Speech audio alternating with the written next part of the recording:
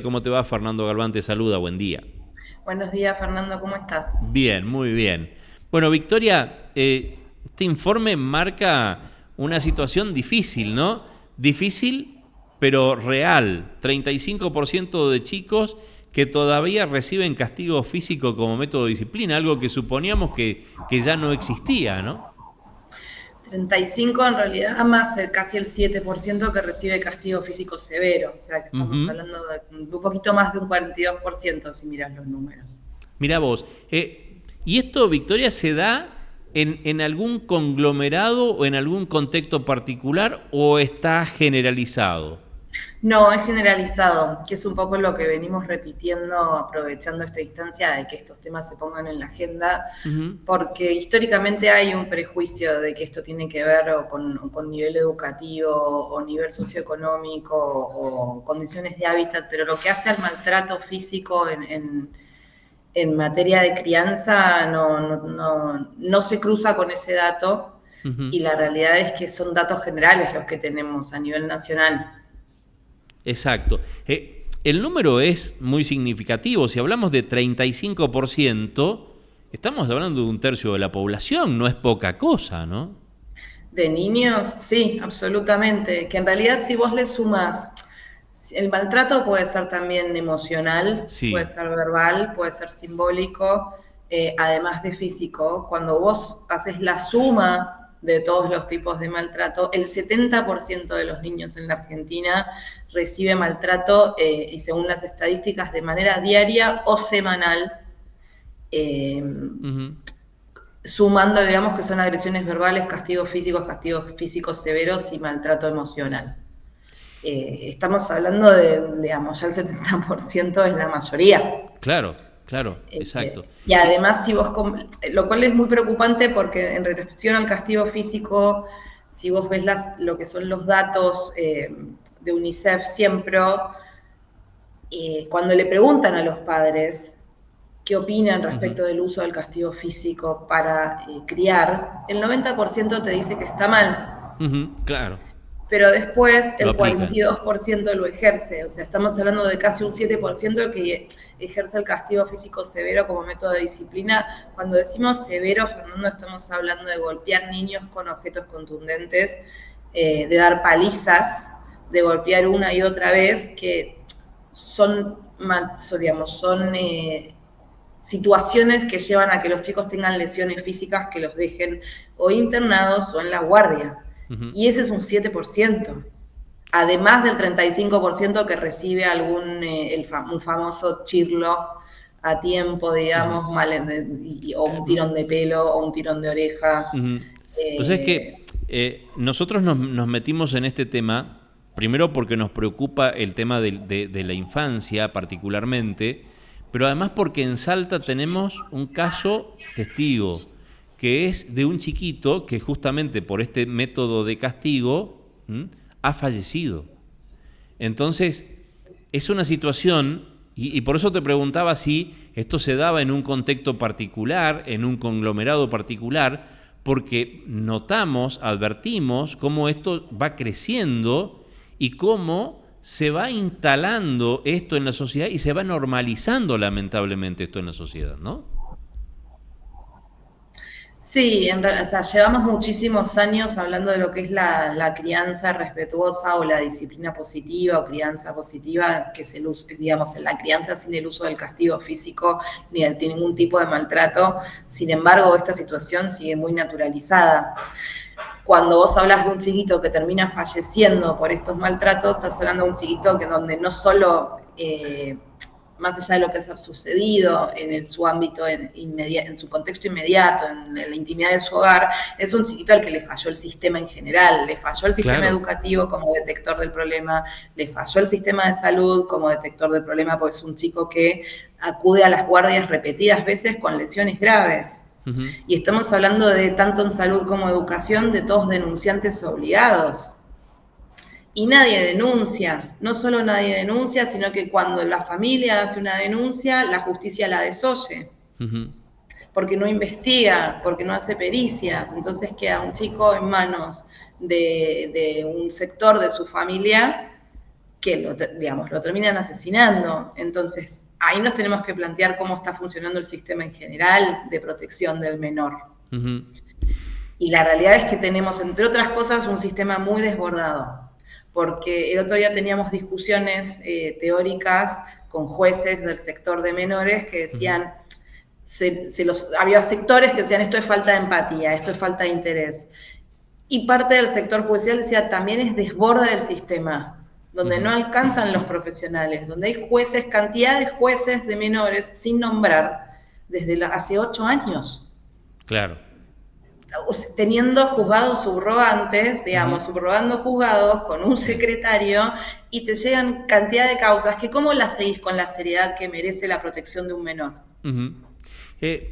Vos usaste una palabra y dijiste desbordados, ¿no? Esto sí. En cuanto a la atención. Pero digo, ¿también es porque los padres están desbordados y reaccionan de esta manera? Lamentablemente sí. Vivimos en una sociedad cada vez más irascible, cada vez más atravesada por el conflicto, donde, digamos, las agresiones verbales están a la orden del día, ya sea en internet o en la calle. Lo vivimos todos, en todos lados. Por lo menos yo estoy en la ciudad autónoma de Buenos Aires y, digamos, te diría que uno de los lugares más incendiados a nivel de agresiones, y ni hablar del AMBA, del conurbano, la provincia de Buenos Aires. Y esto se traslada. Nosotros en desarrollo siempre describimos lo que es un ciclo de violencia a veces infantil, que es diferente al ciclo de violencia o de otras violencias, que es cuando los padres aplican el castigo físico frente a conductas desafiantes de los chicos, ¿no? Que en realidad son conductas propias de un niño, o sea, son algo esperable, supongamos, para un niño de 6 años. Eso, de aplicar el castigo físico, empeora la conducta del niño, porque el niño, entre otras cosas, tiene consecuencias a nivel de su sistema nervioso, a nivel emocional, a nivel psicológico y, por supuesto, a nivel del control de los impulsos y conductual, lo que hace que las conductas, por lo menos, que puede exteriorizar desde una mirada, digamos, de los padres, empeoren, ¿no? Entre comillas. Eso estresa todavía más a los padres. Claro, ese estrés, vos lo sumás al estrés de la vida diaria en un país donde económicamente las familias están cada vez más atravesadas por dificultades para cumplir con sus gastos mínimos, para cubrir las necesidades de esos hijos, entre otras cosas, hace que ante más estrés recurran de nuevo al castigo físico porque no tienen herramientas, porque no se pueden regular. Ese castigo físico empeora las conductas, y estás hablando de un ciclo de violencia en el maltrato de los niños que es muy difícil de frenar solamente atacando un sector.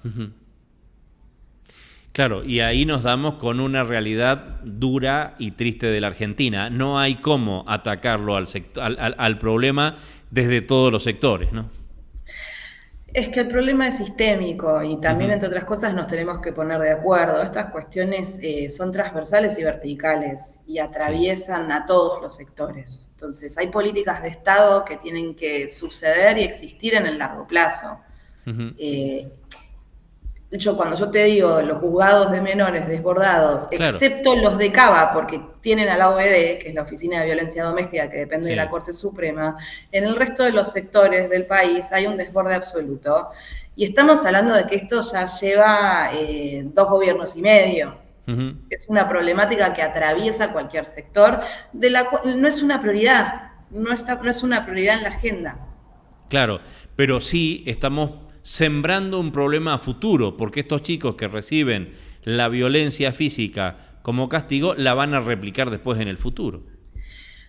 Mira, ahí la ciencia y los datos son ambiguos en el sentido de que no necesariamente aquel que recibe violencia ejerce la violencia, pero sí te puedo hablar de que la evidencia habla de consecuencias a largo plazo que sí se mantienen, que tienen que ver con muerte neuronal, pérdida de conexiones neurales, la que te lleva a dificultades en el aprendizaje, muchas dificultades en el control de los impulsos, dificultades de memoria, dificultades emocionales, ansiedad, depresión, ideación suicida, intentos de suicidio y, lamentablemente, en algunos casos, suicidios consumados. Exacto. Pensaba, ¿no?, en esto que vos decís, y cuántas respuestas a los interrogantes muchas veces están en eso, ¿no? El castigo físico del chico que se saca una mala nota en la escuela, y ese castigo físico precisamente está haciendo mella para que el chico se siga sacando malas notas en la escuela.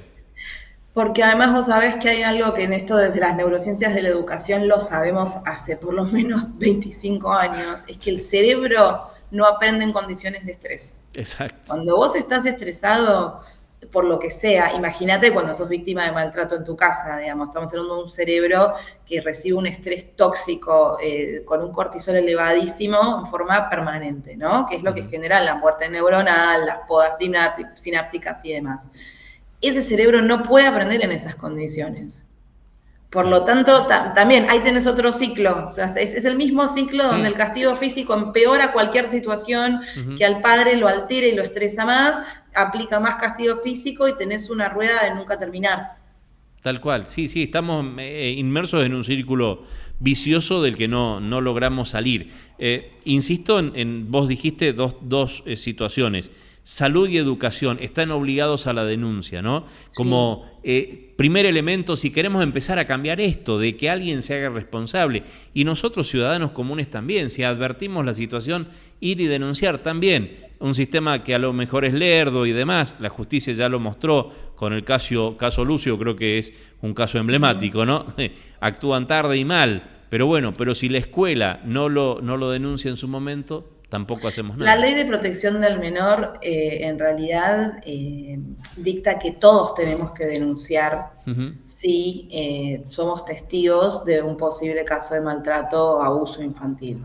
Además, aquellos que poseemos matrícula, digamos, de salud o ejercemos como docentes en instituciones educativas infantiles o somos empleados públicos del sistema judicial, estamos obligados y comprometidos desde nuestra matrícula también a denunciar. Pero la realidad es que cualquiera puede denunciar. Exactamente. Cualquiera se puede acercar si tiene conocimiento de un hecho o levantar un teléfono al 102 a nivel nacional, el 137, opción 1, también a nivel nacional, confidencial, y hacer una denuncia. Exactamente. Y lo importante es que entre todos nos comprometamos y entre todos nos involucremos, porque es la manera en que vamos a ir saliendo adelante. Exactamente. Es un problema social y no es solo un problema del seno interno de la casa de un niño o de sus padres en particular, y hay que responder a nivel social. Tal cual. Victoria, gracias por atendernos esta mañana. Muchísimas gracias a ustedes, que tengan un buen día. Que andes muy bien.